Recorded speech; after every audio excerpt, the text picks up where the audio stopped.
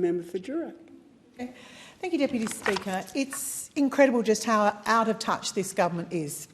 It's quite clear that since Labor was elected, life for the vast majority of West Australian families has got harder, not easier. That's despite those opposites saying life would be easier, would be cheaper under them.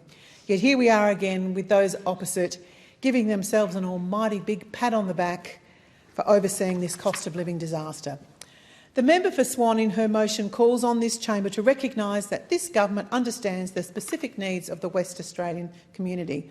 Well, I'm sorry, Madam Deputy Speaker, but that is an absurd request, given it is the Albanese Labor Government making decisions over here in Canberra to the detriment of our state that aim to shore up inner-city votes in the eastern states.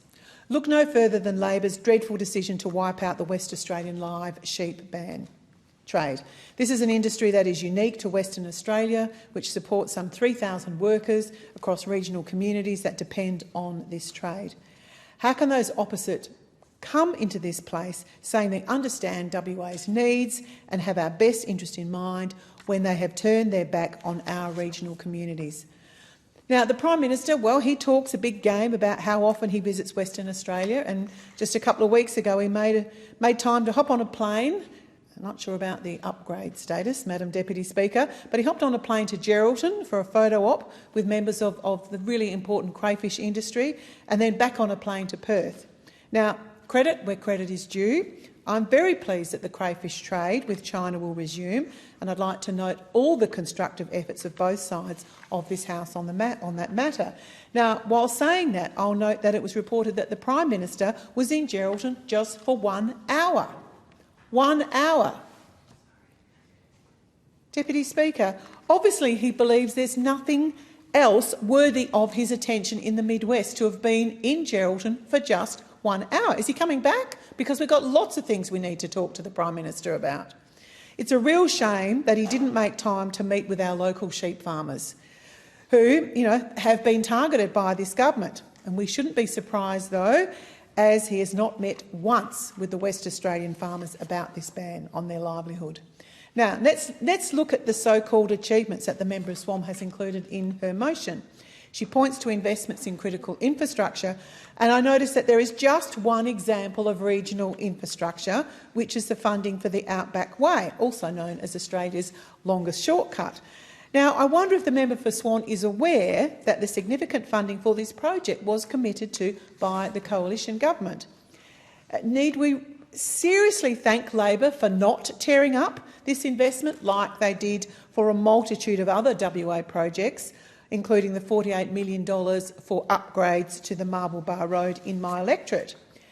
The very next line of the member's motion refers to Labor's support for the GST deal, which we delivered whilst we were in government. Again, patting themselves on the back for adopting our policy. It seems the policies that those opposite are most proud of are the Liberal parties, Deputy Speaker.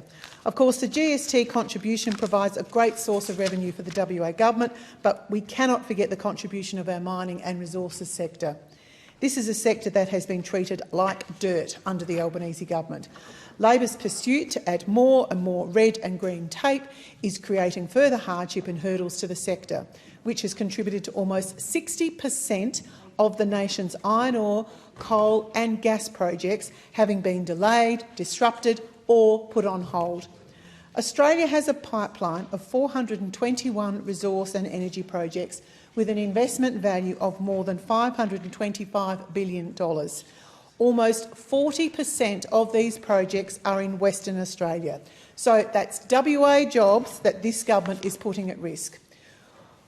We're a mining state in a mining nation. It's simple. We won't be able to fund the essential services like Medicare, like NDIS, or build the hospitals in Sydney or indeed the roads in Melbourne without a strong mining sector.